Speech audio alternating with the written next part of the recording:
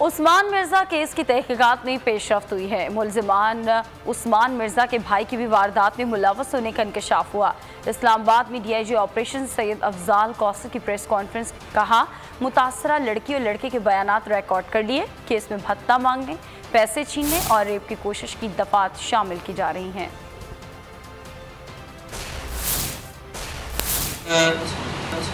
دو مزید ہم نے پکڑے ہیں، وہ اس وقت شناخت ریٹ پہ ہم نے ان کو بھیجا ہے اور ایگزیکٹ رول ان کا ہم انویسٹیگیشن کنکلوڈ ہونے کے بعد لکھیں گے، لیکن وہ اس وقوعے میں ڈیفینیٹلی ہم سمجھتے ہیں کہ تھے اور آگے شناخت ریٹ کے بعد مزید اس پہ پروسیڈنگ ہوگی۔